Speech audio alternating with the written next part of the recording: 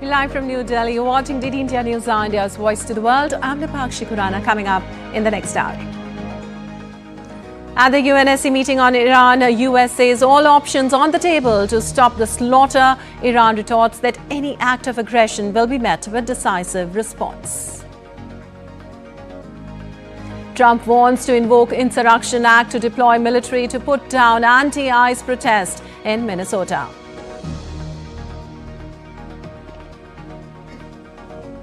US President Trump announces formation of Board of Peace for Gaza will supervise the working of newly formed Palestinian Technocratic Committee, members to be announced shortly. Prime Minister Narendra Modi to participate in a program marking a decade of Startup India initiative will interact with members of startup ecosystem. And in sports, Lakshya Sen keeps India's title hopes alive at the India Open Badminton Tournament in New Delhi.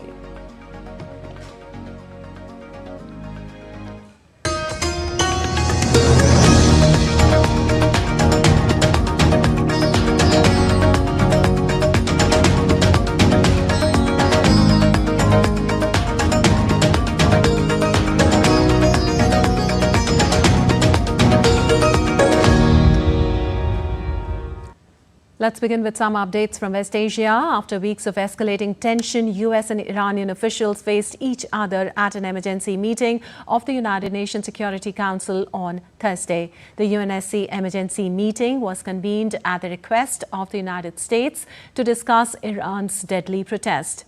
While US envoy renewed warnings to Tehran over its violent suppression of nationwide protest, Iranian envoy warned any aggression will be met with a decisive, proportionate, lawful response. President Donald J. Trump and the United States of America stands by the brave people of Iran. Iran says it's ready for dialogue, but its actions say otherwise. This is a regime that rules through oppression, through violence, and through intimidation, and has destabilized the Middle East for decades. Well, enough is enough. We all have a responsibility to support the Iranian people and to put an end to the regime's neglect and oppression of the Iranian nation. Colleagues, let me be clear. President Trump is a man of action, not endless talk like we see at the United Nations. He has made it clear all options are on the table to stop the slaughter. And no one should know that better than the leadership of the Iranian regime. Any threat to use of force against the Islamic Republic of Iran under any pretext, including claims of protecting protesters or supporting the Iranian people, constitute a grave and manifest violation of international law and the UN Charter. Such unlawful actions directly breach Article 2.4, which prohibits the threat or use of force, and Article 2.7, which enshrines the principle of non-intervention. No rule of doctrine, narrative, or political justification can legitimize unilateral military action or coercion without explicit Security Council authorization under Chapter 7. Invoking humanitarian rhetoric to justify force in a deliberate abuse of international law. While senior UN official Martha Pobby warned that threats of military action against Iran increase volatility in the West Asian nation. We note with alarm various public statements suggesting possible military strikes on Iran. This external dimension adds volatility to an already combustible situation. Meanwhile, White House spokesperson Caroline Leavitt on Thursday said that US President Trump is closely monitoring the situation on the ground in Iran. The president and his team are closely monitoring this situation, and all options remain on the table for the president. Well, the United States, meanwhile, imposed new sanctions on Thursday on Iranian security officials and financial networks, accusing them of orchestrating a violent crackdown on peaceful protest and laundering billions in oil revenues.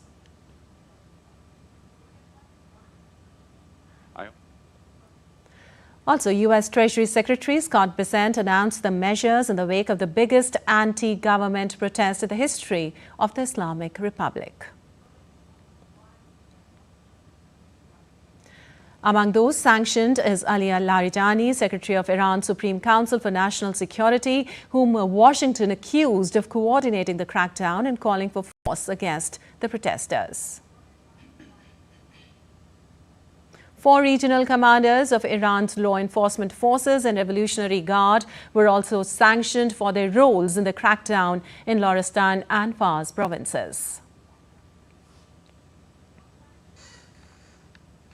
And for more on this, we have Amit Mukherjee joining us. Well, Amit, with the U.S. raising Iran's protest crackdown at the UN Security Council and also imposing fresh sanctions, and U.S. also says that all options on the table are right now there. What can we expect?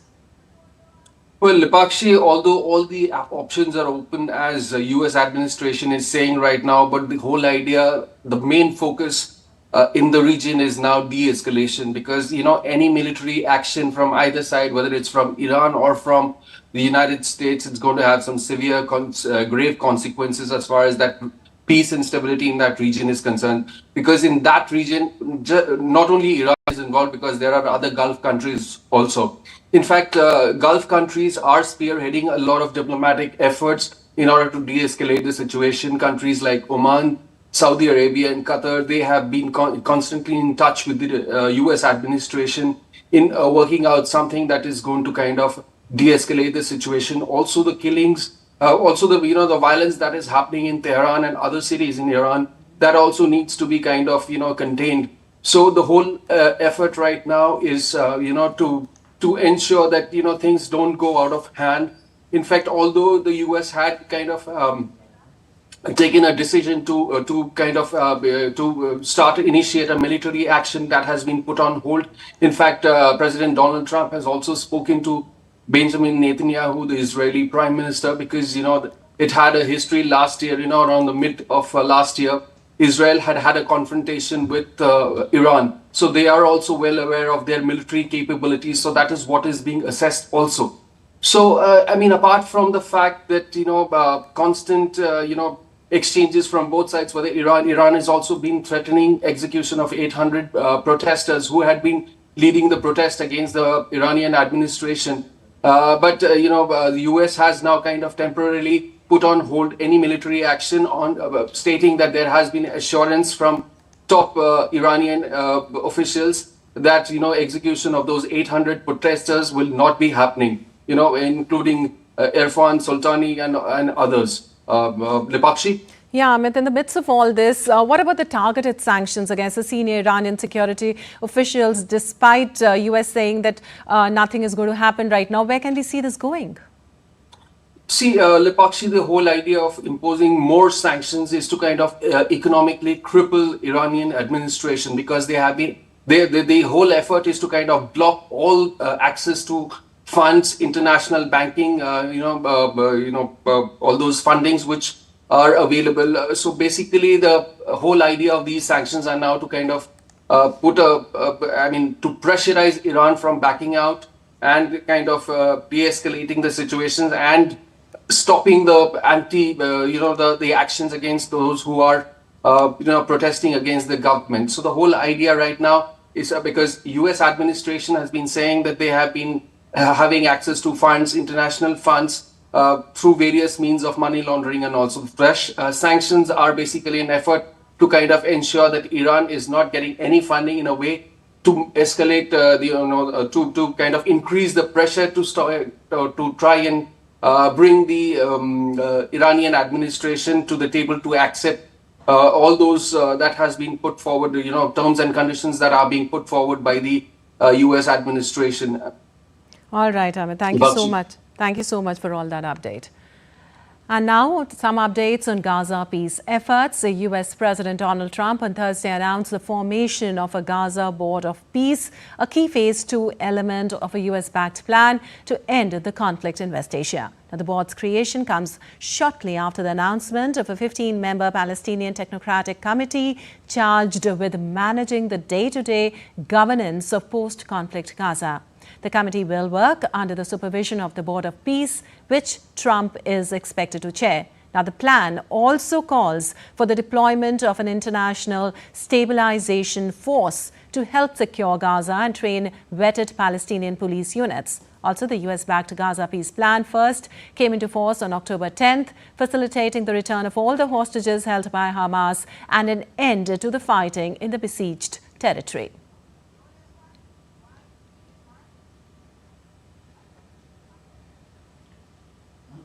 Well, also, Britain has welcomed the commitment to move to phase 2 of the peace plan in Gaza. Its Foreign Minister, Yvette Cooper, also welcomed the announcement of the Palestinian National Committee for the administration of Gaza. Also, United Nations Secretary General Antonio Guterres laid out his priorities and welcomed the developments in Gaza. In Gaza, I welcome the start of phase 2 of the ceasefire announced by the US and reiterate that humanitarian aid must flow unimpeded, the ceasefire must be implemented in full, and the way must be cleared to an irreversible path to a two-state solution in accordance with international law.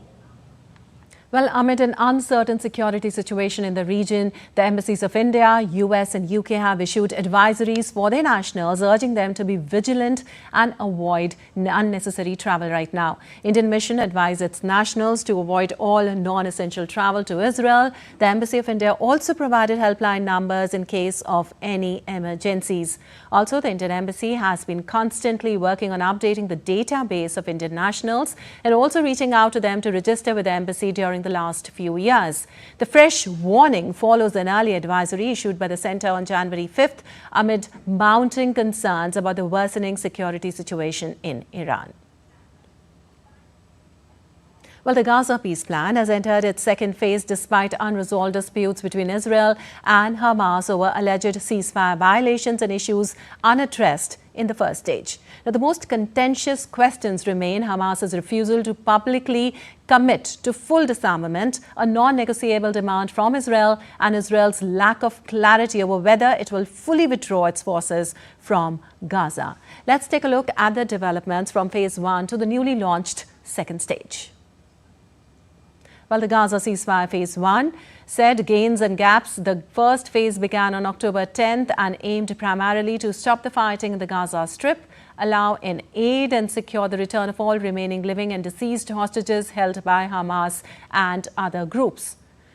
All hostages have since been returned, except for the remains of one Israeli, Ran Gwili, while Israel has accused Hamas of delaying handover of Gwili's body. Now, the phase 2, disarmament and governance. Phase 2 aims for the full demilitarization and reconstruction of Gaza, including the disarmament of all unauthorized armed factions.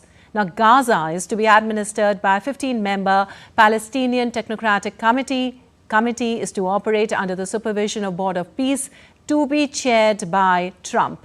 Now, members to be announced soon.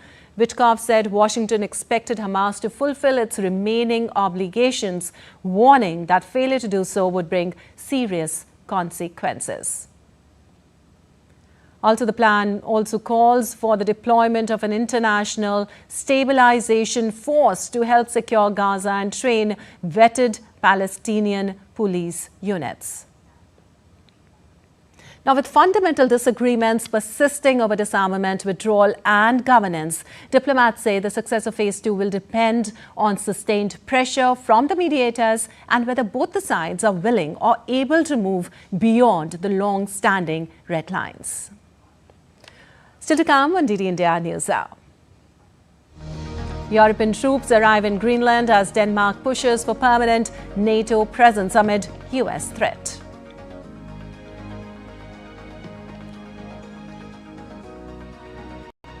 Venezuelan opposition leader Machado presents her Nobel medal to Trump as she meets U.S. President on Venezuela's future. And former South Korean President Yoon set to receive first verdict on charges stemming from martial law attempt.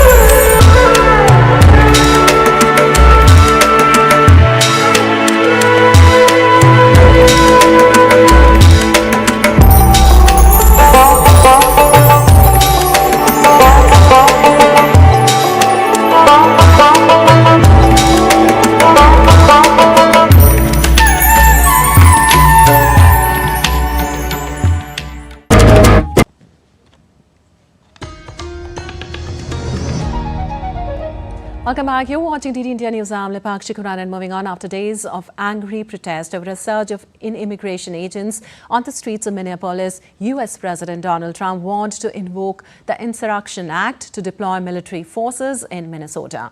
Now, Trump's latest warning came a few hours after an immigration officer shot a Venezuelan man who the government said was fleeing after agents tried to stop his vehicle in Minneapolis. Now, confrontations between residents and federal officers have become increasingly tense after an immigration and custom enforcement agent fatally shot a U.S. citizen, Rennie Good, in a car 8 days ago in Minneapolis, and the protests have spread to other cities as well. Trump's latest threat came a few hours after an immigration officer shot a Venezuelan man who the government said was fleeing after agents tried to stop his vehicle in Minneapolis. The man was wounded in the leg. Now, the domestic deployment of the military is a law allowing the president to deploy the military or federalized soldiers in a state's National Guard to quell rebellion, an exception to laws that prohibit soldiers being used in civil or criminal law enforcement. It has been used 30 times in U.S. history, according to New York University's Brennan Center for Justice, and the Supreme Court has ruled that the president alone can determine if the act's conditions have been met. Trump has already taken the unusual step of federalizing National Guard soldiers to help with immigration law enforcement in Democratic-run cities over the objections of state governors, including in Los Angeles last year, which a judge ruled in December was unconstitutional. Now, the big question is, does the law allow people to sue ICE agents? Well, U.S. law makes it very difficult to sue federal agents as individuals. But victims can sue the federal government for compensation when its employees cause financial or bodily injury in the course of their work. Now, this is covered by the Federal Tort Claims Act of 1946, an exception to a legal doctrine called sovereign immunity, which usually shields the federal government from lawsuits. In a FTC case, a plaintiff typically alleges a government employee acted negligently or wrongfully. The statute might apply, for example, if an ICE agent damaged vehicles during an enforcement action. Now, the statute would also allow family members of someone killed by ICE to seek compensation for wrongful death. Also, several FTCA cases in the last year have drawn attention to the relatively obscure statute, which allows suits by citizens and non-citizens as well. Also, European countries sent small numbers of military personnel to Greenland on Thursday, as Denmark said it was pressing on with plans for a larger and more permanent NATO presence to secure the island coveted by U.S. President Donald Trump. Now, the modest European deployments meant to help Denmark prepare military exercises sent a strong message of support a day after a meeting of officials from the U.S., Denmark and Greenland failed to reach any breakthrough on the impasse. Denmark had about 150 military and civilian personnel working at its Joint Arctic Command on the island. Also, Germany, France, Sweden, Norway, Finland and the Netherlands have said they are sending military staff to begin preparations for larger drills later this year. In Copenhagen, Denmark's defense minister said he did not have a final figure for the envisaged expanded NATO presence in Greenland. There is now participation from a large number of European countries, including some of the Nordic countries, and we are currently experiencing that there are several countries that offer and can contribute, both in terms of personnel but also in terms of capacity. I don't have a total number, but it is clear that we now will be able to plan for a larger and more permanent presence throughout 2026, and that is crucial to show that security in the Arctic is not only for the Kingdom of Denmark, it is for all of NATO. But meanwhile, the White House said that the meeting between U.S. officials and representatives from Denmark and Greenland had been productive and warned that sending European troops to Greenland would not affect President Donald Trump's thinking about the territory. It was a productive meeting, but the president has made his priority quite clear. He wants the United States to acquire Greenland. He thinks it's in our best national security to do that. I don't think troops in Europe impact the president's decision-making process, nor does it impact his goal of the acquisition of Greenland at all. Also, Venezuelan opposition leader Maria Corina Machado presented a Nobel Peace Prize medal to U.S. President Donald Trump during a high-stake meeting that could influence how Trump seeks to shape Venezuela's political future. Machado, who described the meeting as excellent, told she offered it in recognition of his commitment to the freedom of the Venezuelan people.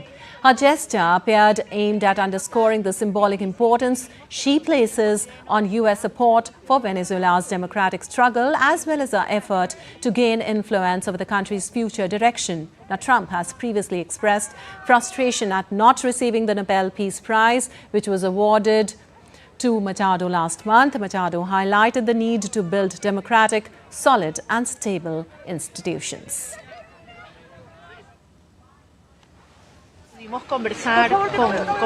We were able to calmly discuss the expectations and dreams of Venezuelans, the difficult times we are experiencing, but at the same time full of hope for the changes to come.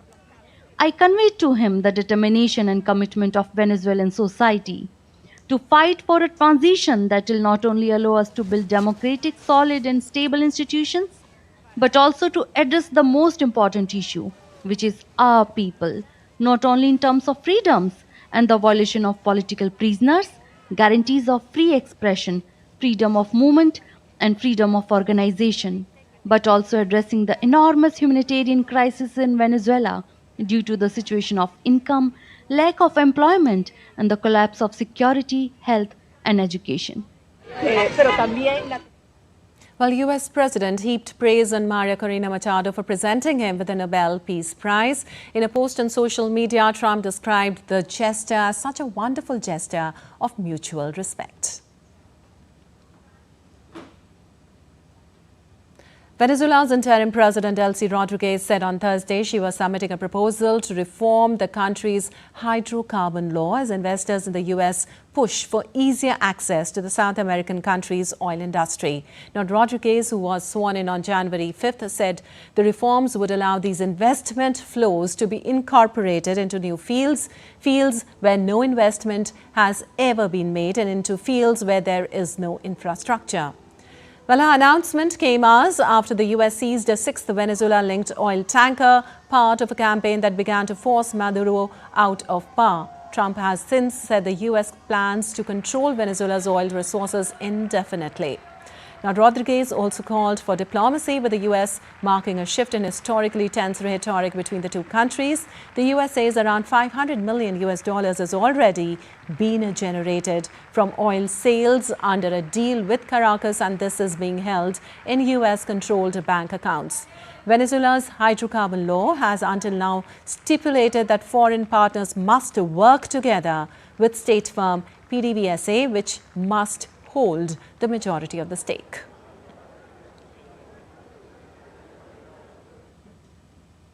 And moving on, in Bogota, demonstrators gathered outside the U.S. Embassy on Thursday to protest against the U.S. administration and its stance on Venezuela. Well, the protesters burned an effigy of President Donald Trump and the American flag while chanting slogans condemning U.S. policies in Latin America.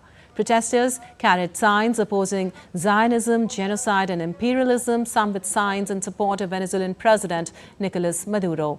Security around the U.S. Embassy included barriers, some displaying anti-imperialist messages put up by the protesters, along with the police and anti-riot vehicles stationed nearby. Trump has openly spoken of controlling Venezuela's vast oil reserves in conjunction with U.S. oil companies after arresting and jailing Maduro.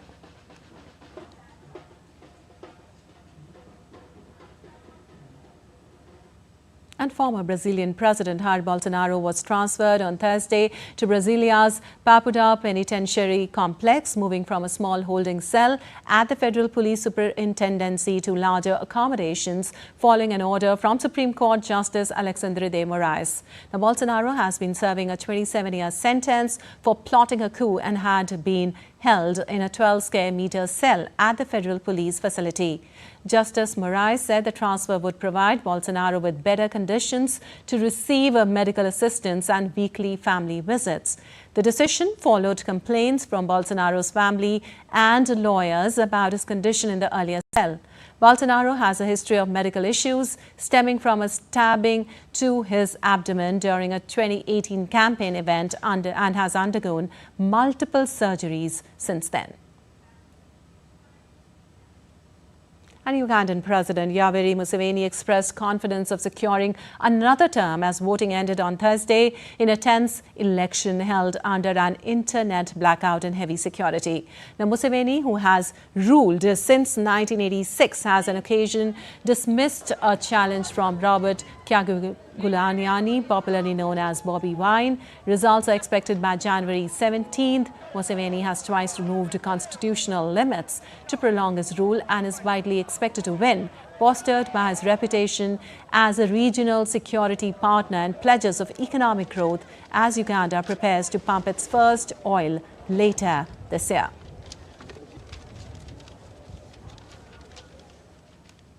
I'm moving on to some news from Australia now. Social media companies have collectively deactivated nearly 5 million accounts belonging to Australian teenagers just a month after a world-first ban on under-16s took effect in the country. As a sign, the measure has had a swift and sweeping impact. Now, Prime Minister Anthony Albanese said platforms had so far removed about 4.7 million accounts held by under-16s to comply with the law that went live on December 10th. The implementation of the ban is being closely watched by regulators worldwide. France, Malaysia and Indonesia have all said they will introduce similar laws, while some European nations and US states are also discussing following Australia. Now, the figures represent the first government data on compliance and suggest platforms are taking significant steps to adhere to a law that could see them fined up to $33 million for non-compliance, but does not hold children or their parents liable. And former South Korean President Yoon Suk-yeol is set to receive a court ruling on Friday stemming from criminal charges over his failed martial law attempt. Yoon is accused of ordering the Presidential Security Service to block investigators' execution of a warrant to detain him in January last year, violating the rights of 9 cabinet members who were not called to a meeting to review his martial law plan, and drafting and later destroying a revised proclamation after the martial law decree was lifted. Now, in addition, the former president has been charged with ordering the distribution of press statements containing falsehoods about the declaration and the deletion of the records from secure phones used by then military commanders.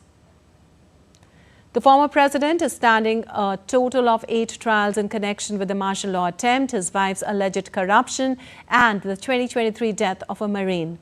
Friday's judgment is expected to have implications for next month's verdict on charges. Yoon led an insurrection through his short-lived decree. Special prosecutors demanded the death penalty for Yoon over the insurrection charge earlier this week. The court is set to rule on the case on February 19th.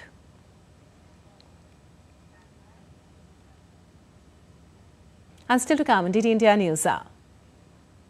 Japan's FM Motegi to meet EM Jaishankar for strategic dialogue on security, trade and Indo-Pacific. 28th CSPOC to culminate in New Delhi today. Om Birla to hand over chair to UK Sir Lindsay Hoyle.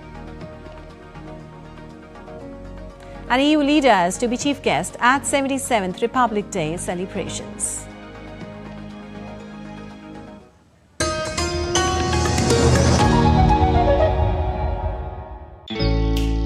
Jharkhand will mesmerize you with majestic nature, rich heritage and colorful culture.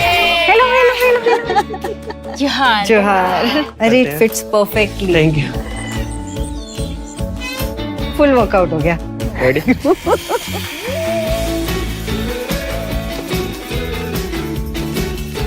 Postcards from Jharkhand on National Geographic.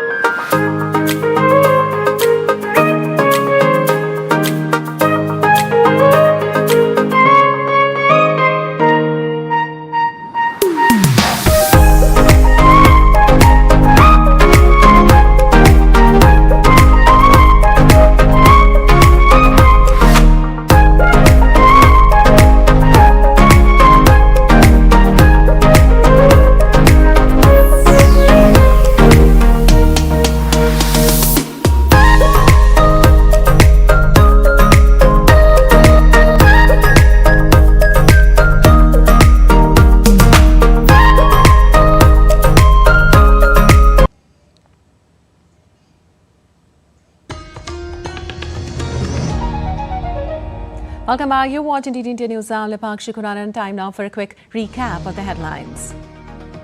At the UNSC meeting on Iran, US says all options on the table to stop the slaughter. Iran retorts to any act of aggression will be met with decisive response. Trump warns to invoke Insurrection Act to deploy military to put down anti-ICE protest in Minnesota. US President Trump announces formation of Board of Peace for Gaza will supervise the working of newly formed Palestinian Technocratic Committee, members to be announced shortly. Prime Minister Narendra Modi to participate in a program marking a decade of Startup India initiative will interact with members of startup ecosystem.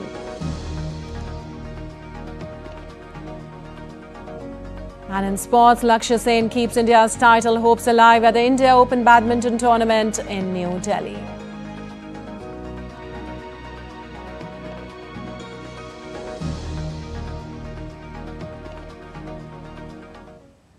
Well, on the occasion of National Startup Day, Prime Minister Narendra Modi will participate in a program marking a decade of the Startup India initiative at 1 p.m. IST at Bharat Mandapam in New Delhi today. During the program, Prime Minister will interact with members of India's vibrant startup ecosystem. Select startup representatives will share insights from their entrepreneurial journey. Prime Minister will also address the gathering on this occasion. Over the past decade, Startup India has emerged as a cornerstone of India's economic and innovation architecture. India's startup ecosystem has witnessed unprecedented expansion during this period, with more than 200,000 startups recognized across the country. And as India celebrates the National Startup Day, highlighting innovation under the Startup India initiative, with over 1.2 lakh startups and 100+ unicorns, the day honors entrepreneurs powering India's growth and global rise. DD India's Tapas Bhattacharya has more on this. India's startup revolution takes center stage on January 16, National Startup Day. Launched under Prime Minister Narendra Modi's Startup India initiative in 2016, the day celebrates innovation, entrepreneurship and ambition shaping a new India. Today, India is home to over 1.2 lakh startups and more than 100 unicorns, making it the world's third largest startup ecosystem. From fintech and health tech to green energy and deep tech, Indian startups are creating jobs, attracting global investments and driving economic growth. In the last 10 years, since I have been an entrepreneur, the biggest shift that I have seen is the rise of B2B tech solving vertically niche and specific problems.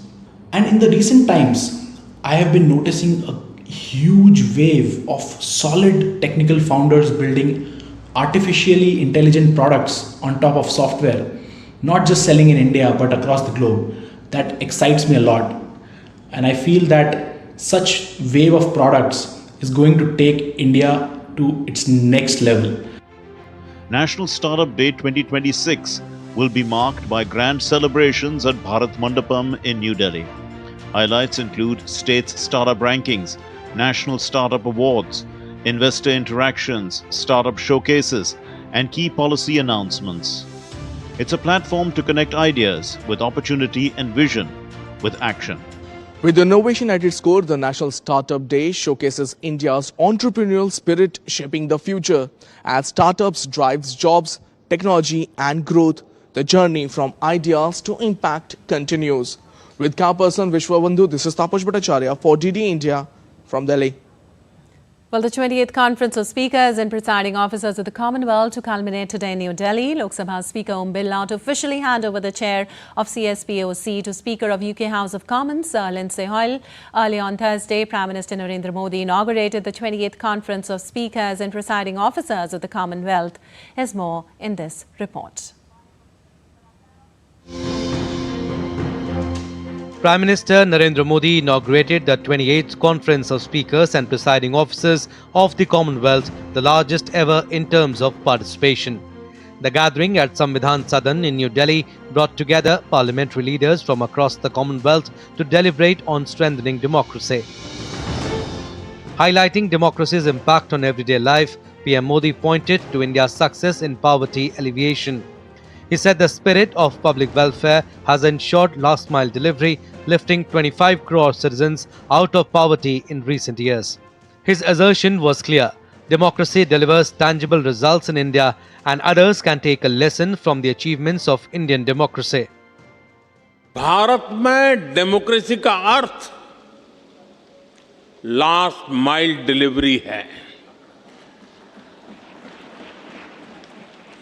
हम एक लोक कल्याण की भावना से हर व्यक्ति के लिए बिना किसी भेदभाव के काम कर रहे हैं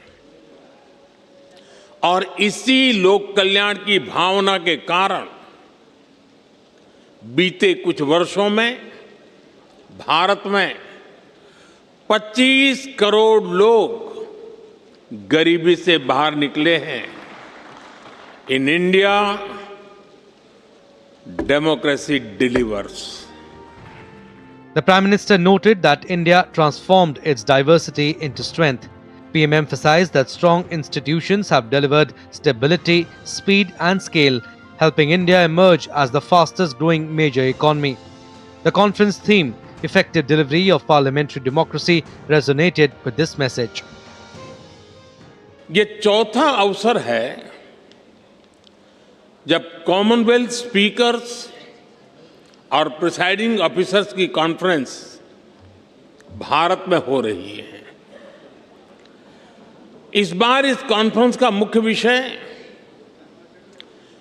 effective delivery of parliamentary democracy है।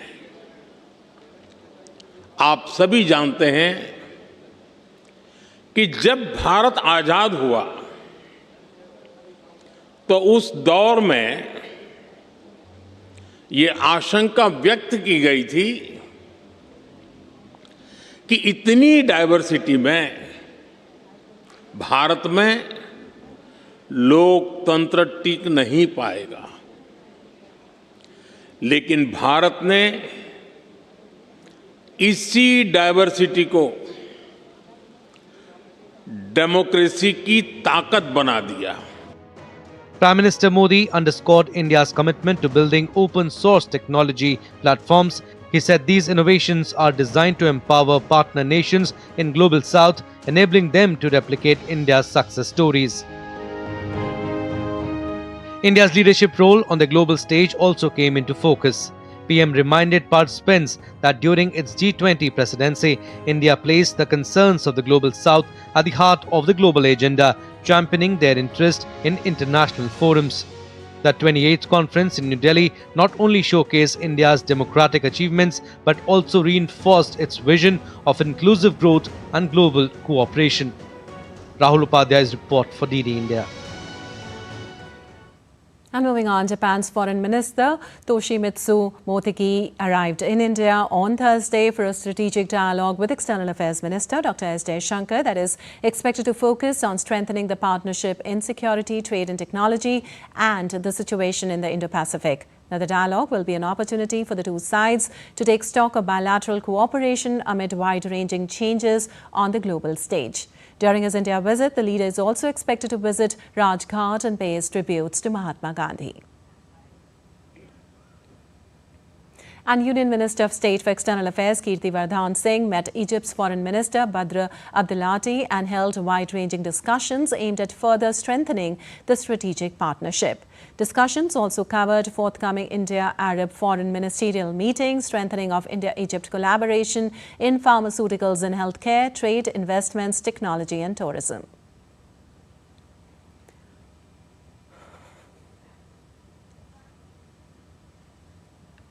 And India's first Vande Bharat sleeper train is set to commence its inaugural run on Saturday. Prime Minister Narendra Modi will flag off India's first Vande Bharat sleeper train from Malda in West Bengal. The inauguration will take place at Malda Town Railway Station, which is ready to welcome Prime Minister Modi on Saturday. This launch represents a significant step in modernizing overnight rail travel across the eastern region. The Vande Bharat sleeper train would provide a new overnight travel option between Howrah in West Bengal and Guwahati in Assam. The service will cover prominent districts in both states and is expected to benefit a wide spectrum of travelers.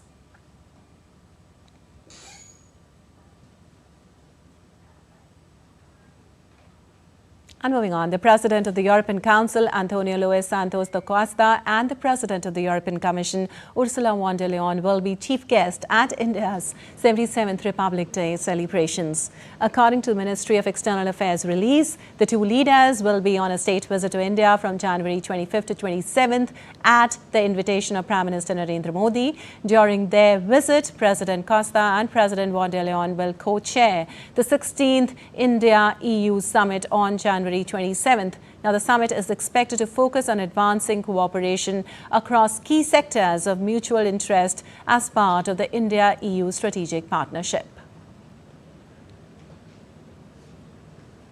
And time now for some weather updates from across the globe. In Russia's Far East, snow falling from the roofs of buildings killed 2 people, prompting authorities to declare a state of emergency as a massive snowstorm engulfed the region. Huge snow piles reached up to the second story of buildings and people dug their way through roads as snow blanketed cars on either side. Authorities blamed housing management companies for not promptly removing the piled snow from rooftops on time, saying this had caused the deaths. The unusual intensity of the storm has left the region's major city partially paralyzed. Schools have shut and businesses have switched to remote working.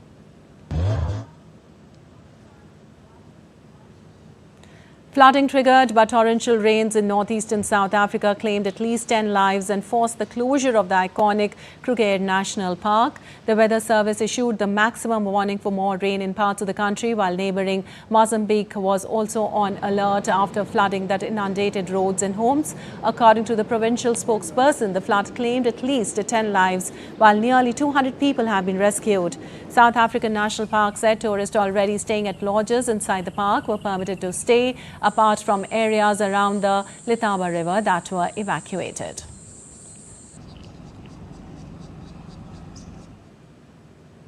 And back home, severe cold wave conditions persist across large parts of North India, including Delhi, with dense fog and mist worsening daily challenges. The national capital woke up to dense fog and biting cold on Friday morning as plunging temperatures and low visibility disrupted normal routines. The Indian Meteorological Department has issued warnings ranging from cold wave to severe cold wave conditions across several northern and eastern states.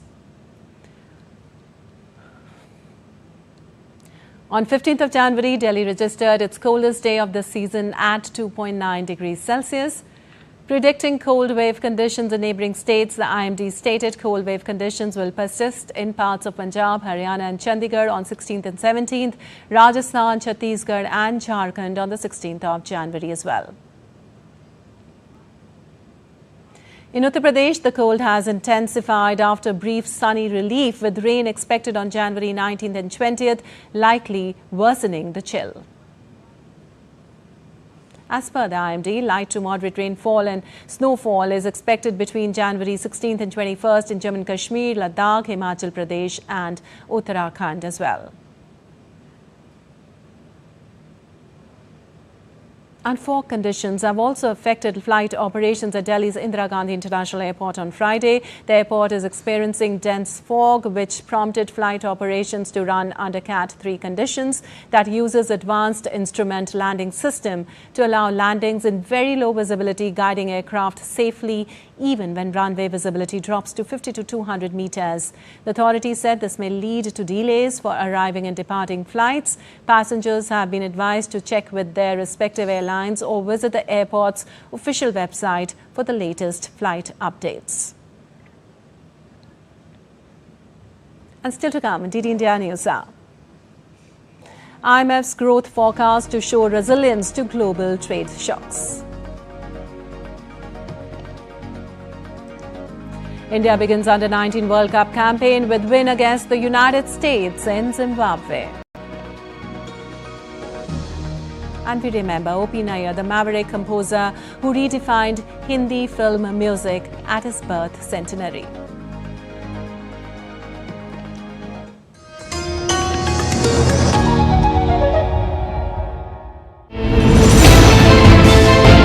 Geopolitics and trade deals.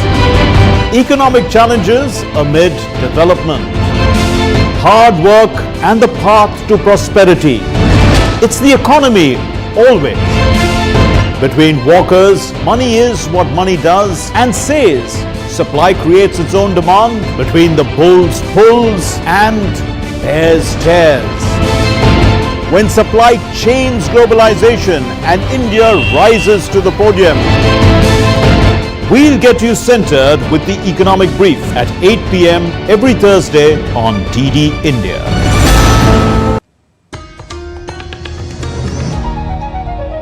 Welcome back. You're watching DD India News. I'm Lakshya Sen. And on to some business news now. The United States said on Thursday that it has signed a deal with Taiwan to reduce tariffs on goods from the democratic island while increasing Taiwanese semiconductor and tech companies' investments in America. Now, the U.S. Commerce Department said the agreement will drive a massive reshoring of America's semiconductor sector. Under the deal, Washington will lower tariffs on Taiwanese goods to 15%, down from a 20% reciprocal rate meant to address U.S. trade deficits and practices it deems unfair. In exchange, Taiwanese companies will invest $250 billion to increase production of semiconductors, energy and artificial intelligence in the U.S. Meanwhile, Taiwan's government said the new tariff will not stack on top of existing duties, which had been a major concern for local industries. Well, the International Monetary Fund's latest economic forecast due next week will show the global economy's continued resilience to trade shocks and fairly strong growth. In October, the IMF edged its 2025 global GDP growth forecast higher to 3.2% from 3.0% in July, as the drag from U.S. tariffs was less than initially feared. It kept its 2026 global growth outlook unchanged at 3.1%. The IMF is expected to release its World Economic Outlook update on January 19th.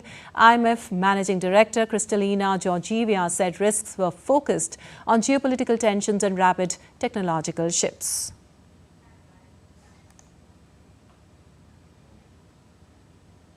And Asian stocks advanced on Friday as the artificial intelligence boom regained momentum, while the dollar held near a 6-week high after upbeat U.S. economic data left traders trimming bets on rate cuts there. Oil prices were nursing losses, and safe haven gold and silver fell after U.S. President Donald Trump adopted a wait-and-see posture towards the unrest in Iran. In currencies, the dollar hovered near a 6-week high after a slew of upbeat U.S. economic releases, including data that showed the number of Americans filing new applications for unemployment benefits unexpectedly fell last week.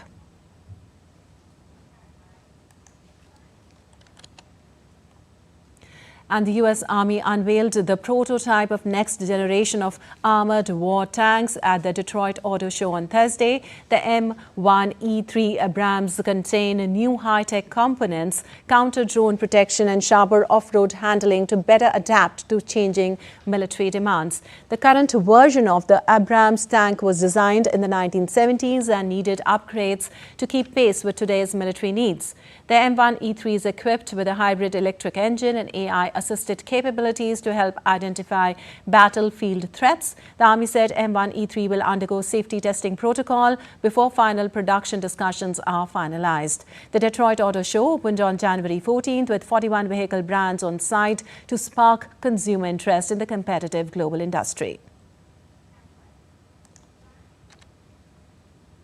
While you're watching TT India News, our time now for some sports news. Former champion Lakshya Sen produced a composed performance to progress to the quarterfinals of the India Open Badminton Tournament. But Kidambi Srikanth and HS Pranoy bowed out after a spirited show in New Delhi. Sen, a 2021 World Championship bronze medalist, showed resilience and maturity to overcome Japan's Kenta Nishimoto 21-19, 21-11 in the second round. The 24-year-old will next face Chinese Taipei's Lin Chunyi.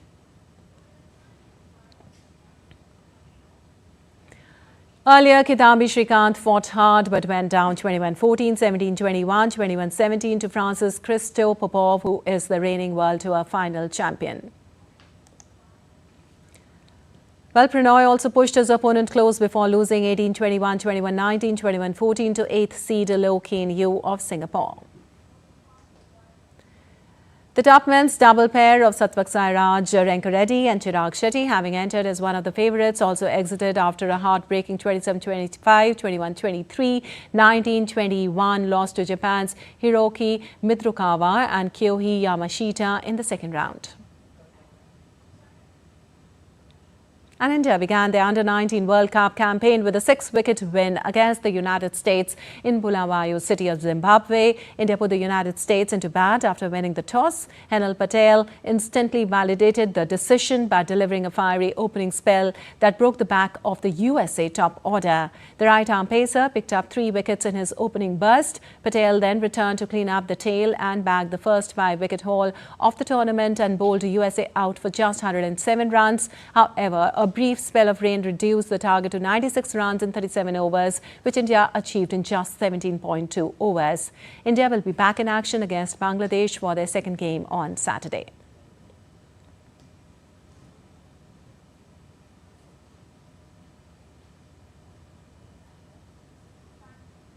And Aryan Varshney has become the 92nd Indian chess player to earn the title of a Grand Master. The 21-year reached the milestone after he clinched the Andranik Magrayan Memorial title with a round 2 spare in Armenia.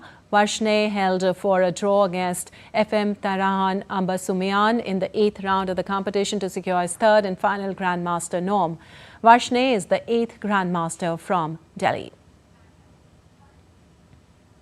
And Surma Hockey Club registered their first win in the Hockey India League as they beat HIL Governing Council 3-1 in Ranchi. A brace by the captain Harmanpreet Singh and a goal by Gurjant Singh saw their teams through.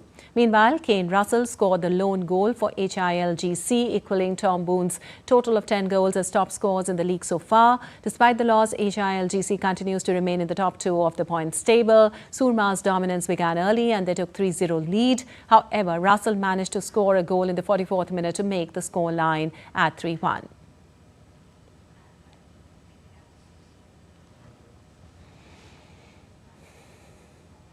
Well, January 16th this year marks the birth centenary of Hindi film composer O.P. Nayyar. He broke conventions and blended rhythms like no other. His music continues to echo across generations. From chart-topping classics to an unmistakable style, Nayyar's journey was as rhythmic and rebellious as his melodies. Here's a look at the life and legacy of the maestro who redefined Hindi film music. Diptanshu Kashyap brings us more in this special report. One of Hindi cinema's most distinctive and influential music composers, O.P. Nayyar, was a pioneer who reshaped film music with his foot-tapping music. Known for his uncanny ability to blend Western rhythms with Indian beats, he created melodies that were energetic yet deeply rooted, timeless yet modern. His music, driven by drums, castanets, dholak and tabla, continues to soothe, uplift and resonate across generations. Born in Lahore on January 16, 1926, Omkar Prasad Nayyar began his journey in film music by composing background scores for Kaneez in 1949 and Asman in 1952. Widespread recognition followed through his collaborations with filmmaker Guru Dutt in films such as Aar Paar, Mr. and Mrs. 55, CID and Tumsa Nahi Dekha. He went on to reach greater heights with celebrated scores for Fir Wohi Dil Laya Hoon. At the peak of his career, Nayyar became the first Hindi film music director to command a fee of 100,000 rupees, a remarkable sum in the 1950s. Known for his fiercely independent spirit, O.P. Nayyar was often described as a rebel or a maverick, labels he appeared to embrace. He won the Filmfare Award for the Best Music Director in 1958 for Naya Daur, which included the iconic Ye Desh Hai Veer Jawano Ka. In later years, Nayyar lived a life of quiet withdrawal, appearing occasionally as a judge on music shows and in long-form radio interviews. He passed away on January 28, 2007 at the age of 81 following a cardiac arrest, leaving behind a musical legacy that continues to define rhythm, rebellion and enduring brilliance. Diptanshu Kashyap's report for DD India. All right, that's all for this edition of DD India News Hour. But let us know your thoughts on the news of the day. For those on the go, you can get all the latest news and updates from India and across the world on the DD India mobile app. The app is available on both Android and iOS platforms. Scan the QR code on the screen to download now.